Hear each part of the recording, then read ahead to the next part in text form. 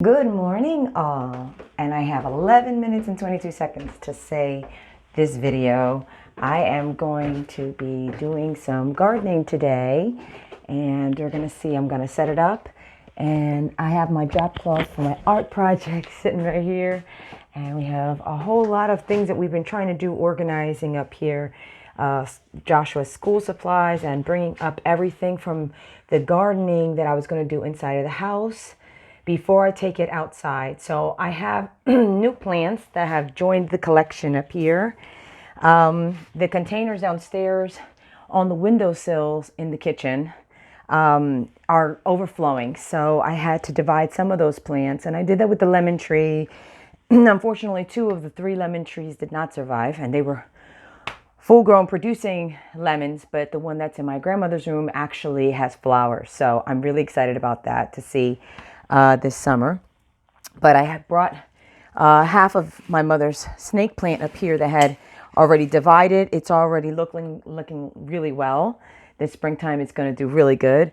Half of the snake plant that she had 2 in the one container.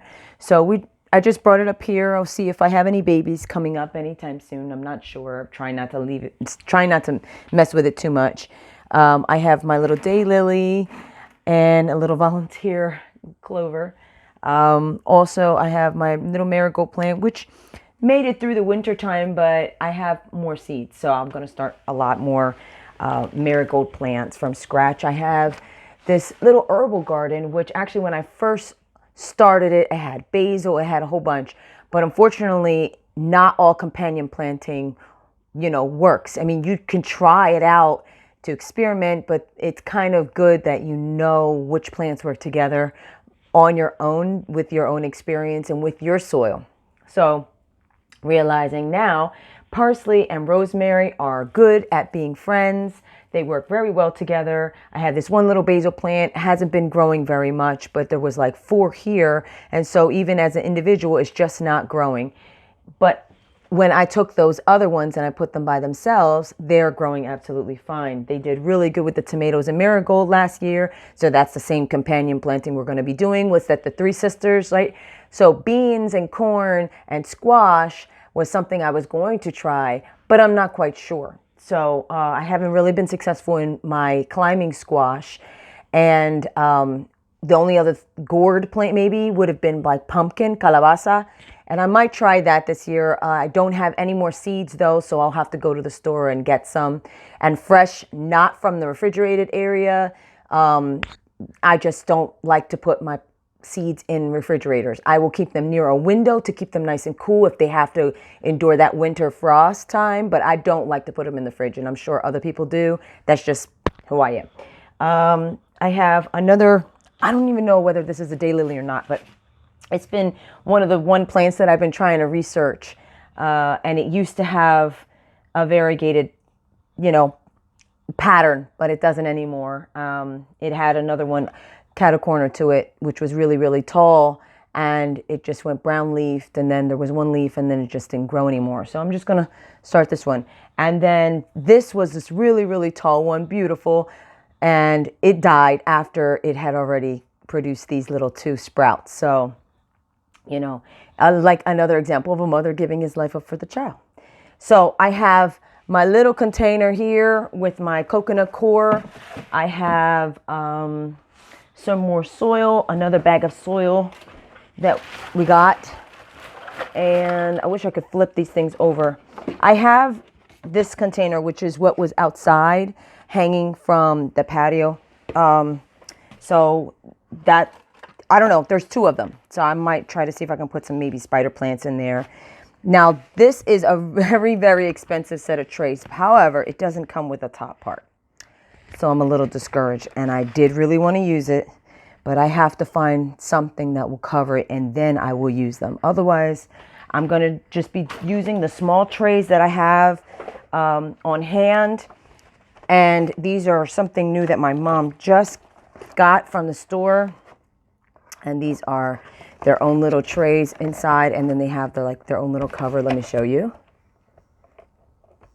All right, so this is all about placing the phone in a way that it's not going to fall. But So this looks like recycled paper, which I think I'm actually going to take a protractor and just like kind of cut them at least maybe 3 times just to have them individually. So if I'm going to put tomatoes here, I will do that like that, you know, basil, marigold. So like, you know, not marigold, actually. And marigold, I have a certain kind of way I grow them.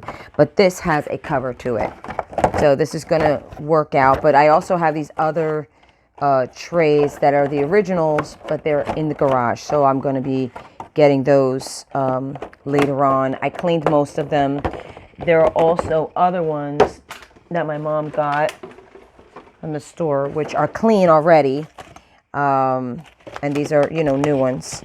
So these are what worked last year.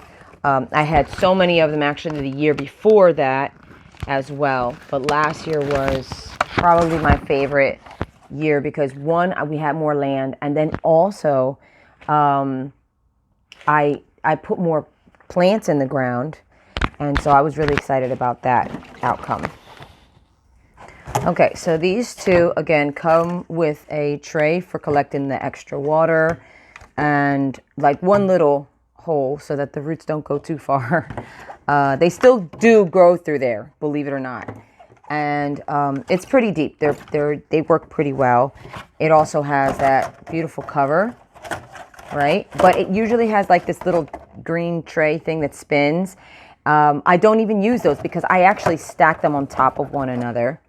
And then even directly in the sun, you know, or off-centered, they get enough light. And then as they get bigger, I put them individually on the windowsill because like the windowsill and the bookshelf or the chair is actually what I use on a regular basis.